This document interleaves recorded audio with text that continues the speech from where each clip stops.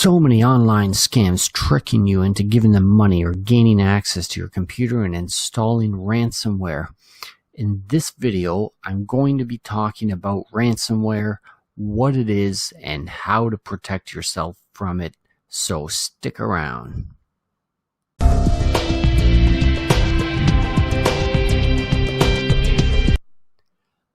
Ransomware is basically software that acts like a virus, infecting your computer with software that encrypts all of your data, and then they delete the key from your computer so you don't have access to those files.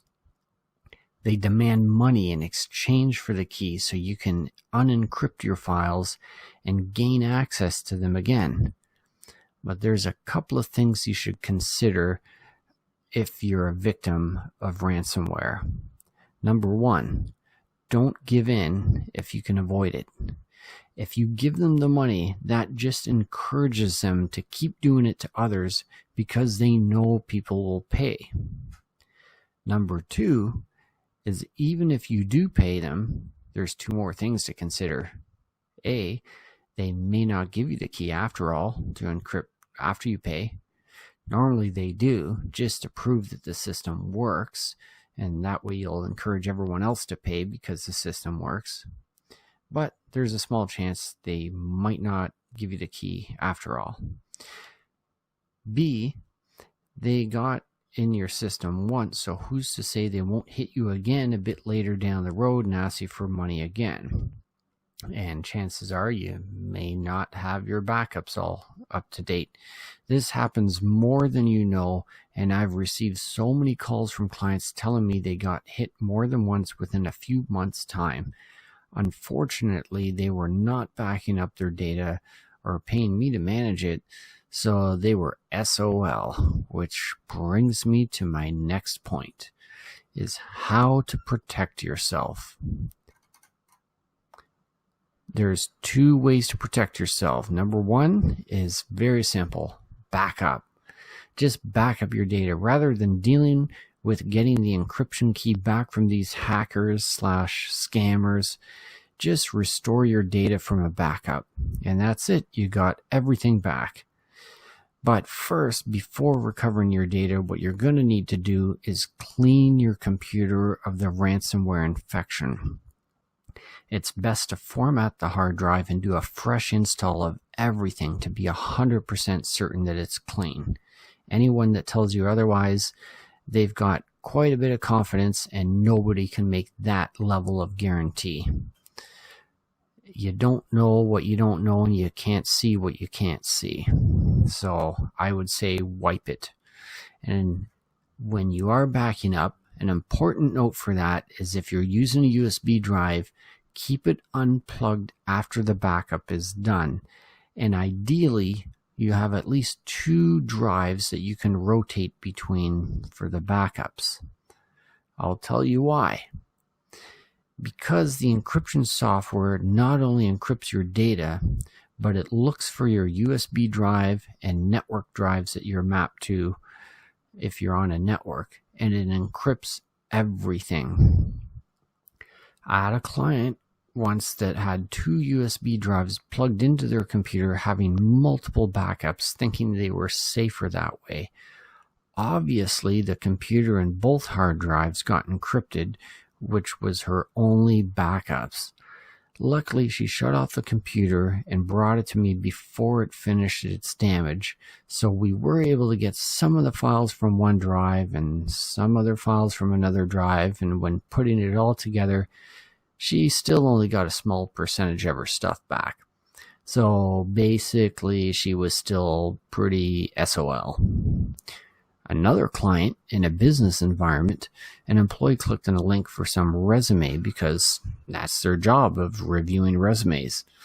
Unfortunately, it was ransomware.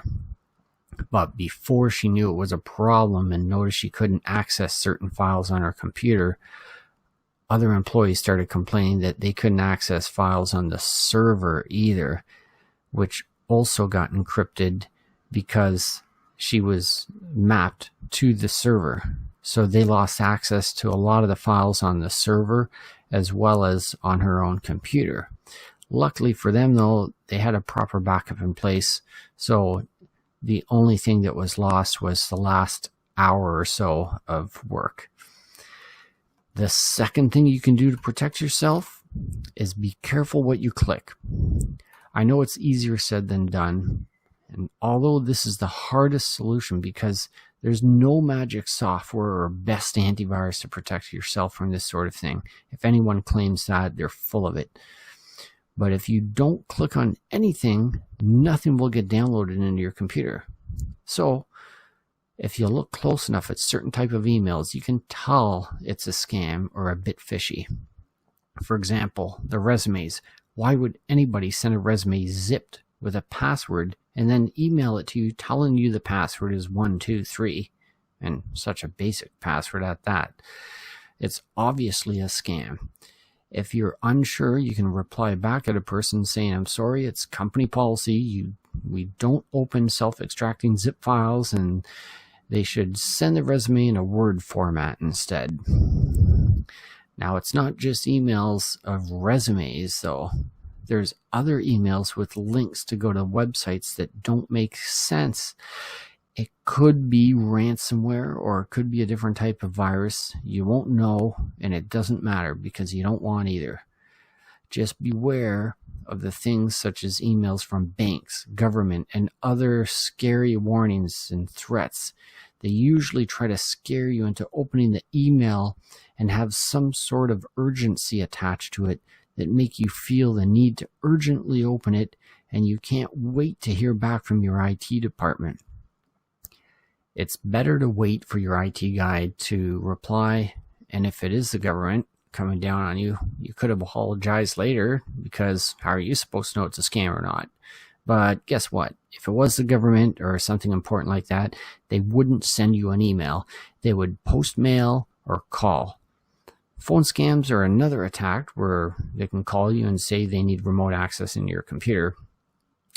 And once they're in there, they can plant an encryption virus to run at a later scheduled time. So you want to be careful of those phone calls too.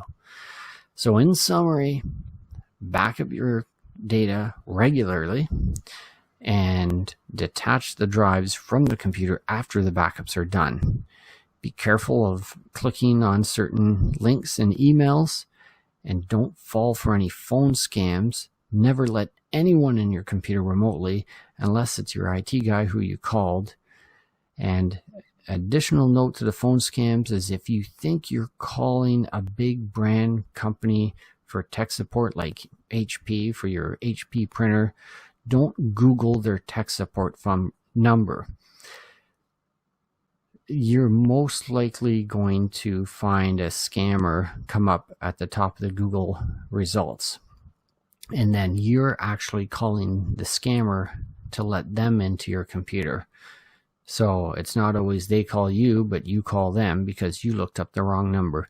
So instead you would go to hp.com in that case, or whatever the website is for that manufacturer, and then browse to their contact page. And if the number is difficult to find, it may be because they don't really want to be called.